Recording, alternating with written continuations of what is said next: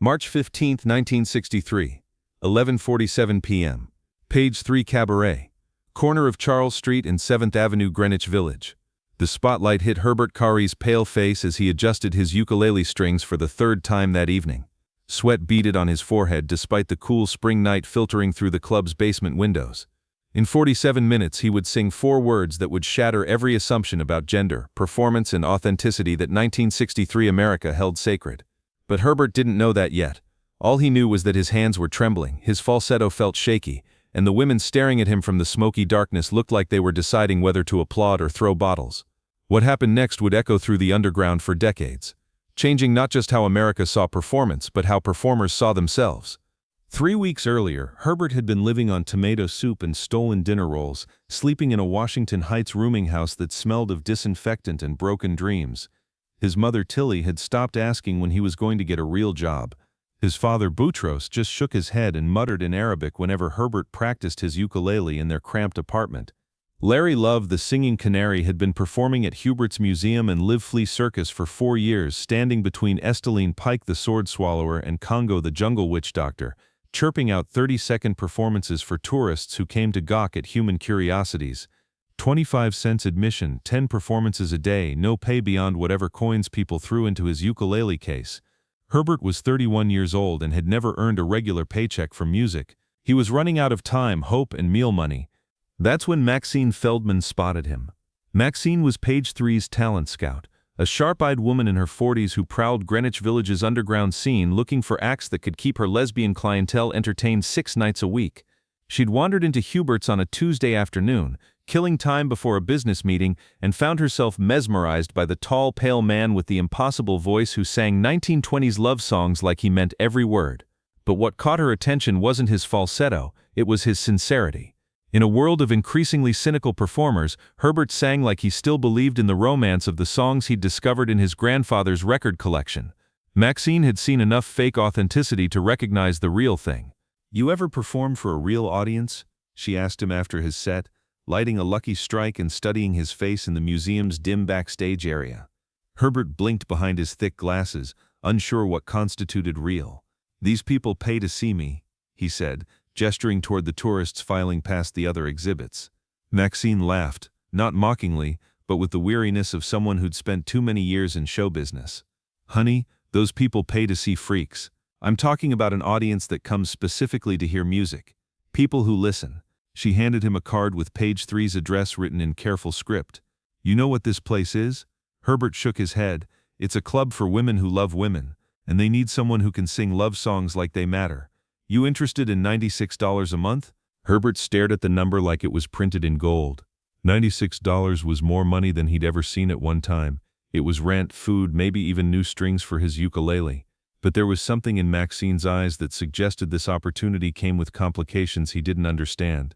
"What kind of songs would I sing?" he asked carefully. Maxine took a long drag of her cigarette. "Whatever makes lonely people feel less lonely. Think you can handle that?" Herbert nodded, though he had no idea what he was agreeing to. He just knew that for the first time in years, someone was offering him money to do what he loved. What could go wrong? Page 3 existed in the shadows of a world that didn't officially acknowledge its clientele. Located in a basement beneath a Greenwich Village brownstone, the club operated without a liquor license, serving coffee and sandwiches to women who had nowhere else to be themselves. The entrance was unmarked, accessible only to those who knew to look for the small 3 painted in fading yellow beside a nondescript door. Inside, the walls were painted deep red and decorated with abstract paintings donated by local artists. Round tables barely big enough for 2 people were scattered across a space that might have been someone's living room in another life. A small stage, really just a raised platform with a microphone and a spotlight, occupied one corner. This wasn't glamorous. It was necessary. The women who gathered at Page 3 6 nights a week came from all corners of New York's underground. Teachers who couldn't reveal their personal lives at work, office workers who lived double lives, artists and writers who found inspiration in the club's uncompromising authenticity. They ranged in age from college students to grandmothers, unified by their need for a space where they could love openly and without apology. Some dressed in traditionally feminine clothes, others in men's suits and ties. Some fell somewhere in between. What they shared was an understanding of what it meant to live outside society's expectations, to perform acceptable versions of themselves during daylight hours and find truth only in spaces like this. Herbert arrived for his first night completely unprepared for what he was walking into. He'd spent 3 days practicing songs he thought would be appropriate. Let Me Call You Sweetheart, After the Ball, gentle ballads from the 1890s and early 1900s that seemed safe and romantic. He wore his best suit, a navy blue number he'd bought secondhand, with his hair slicked back in what he hoped looked professional. Carrying his ukulele in a battered case, he knocked on page 3's door at exactly 8 p.m., as Maxine had instructed. The woman who answered was not Maxine. "You the new singer?" she asked, looking him up and down with an expression somewhere between amusement and skepticism. She was tall, probably Herbert's age, wearing a men's white dress shirt and black slacks that fit her like they were tailored specifically for her body. Her hair was cut short in a style that emphasized her strong jawline, and her handshake was firmer than most men's. "I'm Dorothy. I manage the club nights. Maxine isn't here." "You nervous?" Herbert admitted he was. Dorothy smiled, the first genuinely warm expression he'd seen all day. "Good. Nervous performers try harder. Come on, let me show you around before the crowd gets thick." The club was already half full, and Herbert was immediately struck by how different this felt from any other venue he'd performed in. At Hubert's, the audience had been tourists looking for entertainment. Here the women talked quietly at their tables, creating an atmosphere of intimacy rather than spectacle. Some held hands openly. Others sat alone, reading books or writing in journals. A few were engaged in animated discussions about politics or art. This wasn't a place people came to be seen. It was a place they came to be themselves. "They're not expecting a show," Dorothy explained as she led him toward the stage. "They want someone who understands that music can say things you can't say anywhere else. You understand what I mean?" Herbert thought he did, but as he unpacked his ukulele and adjusted the microphone, doubt crept in. What did he, a straight man from Washington Heights, know about the lives of these women? How could he possibly sing love songs to people whose experiences of love were so different from anything he'd known? His hands shook as he tuned his instrument, and his throat felt tight when he tried to warm up his voice. The falsetto that came so naturally at Hubert's suddenly seemed forced, artificial. Maybe this had been a mistake. Maybe Maxine had overestimated his ability to connect with an audience that had every reason to be suspicious of outsiders. At 9:15, Dorothy introduced him with characteristic brevity. "Ladies, this is Herbert. He sings old songs with a new voice. Give him your attention." The room quieted, and Herbert found himself looking out at 37 women whose expressions ranged from politely curious to openly doubtful. He strummed his ukulele once, then twice, trying to find his rhythm. Finally, he decided to start with something safe. "Let Me Call You Sweetheart," a song so familiar that even if his performance was terrible, the audience might sing along. But as he began to sing, something unexpected happened. His falsetto, which had felt shaky during warm-up, suddenly soared with unusual power and clarity. The words, which he'd sung hundreds of times before, took on new meaning as he looked out at women who knew exactly what it meant to call someone sweetheart in a world that didn't want them to. "Let me call you sweetheart. I'm in love with you," he sang. And for the first time in his career, he understood that he wasn't just performing songs, he was giving voice to emotions that rarely found public expression. The room had gone completely still, but it wasn't the stillness of confusion. It was the stillness of recognition. By his third song, Herbert realized he was witnessing something he'd never seen before, an audience that listened with their entire beings. These women weren't evaluating his technique or comparing him to other performers. They were absorbing every word, every note, every pause between verses as if his songs were oxygen they'd been holding their breath for. When he finished After the Ball, a melancholy waltz about lost love, he heard something that made his chest tighten, the sound of grown women crying. Not polite theater tears, but deep, authentic sobs of recognition and release. During his break, a woman approached him who introduced herself as Patricia. She was perhaps 50, dressed in a simple black dress with graying hair pulled back in an elegant bun.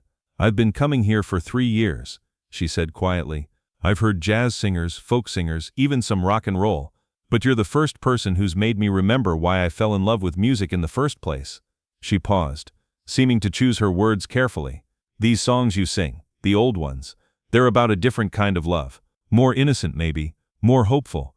When you sing them, it's like you believe that kind of love is still possible." Herbert wasn't sure how to respond. All he'd done was sing songs he'd learned from his record collection. But Patricia wasn't finished. "Would you consider singing something different in your second set? something more contemporary.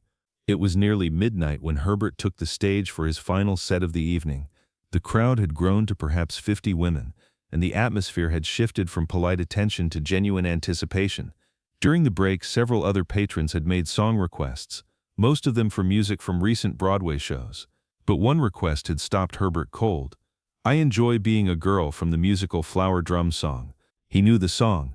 It was a light-hearted number about feminine identity and the joy of being a woman, but he'd never considered performing it. The woman who requested it, a young redhead with paint-stained fingers who introduced herself as an artist, had pressed a dollar bill into his hand and said, "Trust me on this one. Your voice could do something special with it." Standing behind the microphone, ukulele in hand, Herbert felt a strange combination of terror and exhilaration. This wasn't just about trying a new song, it was about stepping into uncharted territory as a performer and as a person. "I Enjoy Being a Girl" was explicitly about female experience, sung from a woman's perspective about the pleasures of femininity. For a man to perform it would require not just technical skill but emotional courage. He would have to inhabit, however briefly, a different gender identity.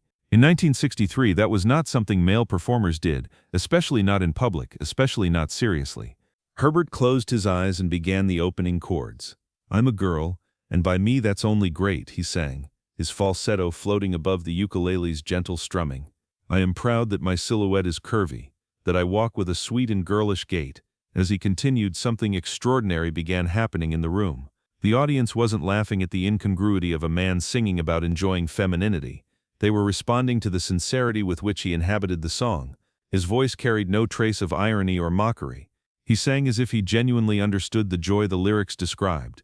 "When I have a brand new hairdo, with my eyelashes all in curl, I float as the clouds on air do. I enjoy being a girl." Herbert's voice cracked slightly on the high notes, but instead of weakening the performance, the vulnerability made it more powerful. He wasn't trying to sound like a woman. He was exploring what it might feel like to celebrate femininity without shame or apology. In that moment, he became something unprecedented, a male performer using his authentic voice to explore female experience without attempting to diminish or ridicule it. The response was immediate and overwhelming. Women throughout the club began to weep openly. But these weren't tears of sadness. They were tears of recognition, of validation, of seeing their own joy and femininity reflected back to them by someone who understood its value. Some began to applaud before he'd finished singing. Others stood up, moved by a performance that validated experiences society usually ignored or condemned. A few couples reached across their tables to hold hands, finding in Herbert's song permission to celebrate their relationships publicly, at least within these walls. But the most profound response came from the women who saw something else in Herbert's performance. A man who was, however, unconsciously questioning the rigid boundaries of gender identity that constrained everyone in 1963. His willingness to sing convincingly about enjoying femininity suggested possibilities that most people had never considered.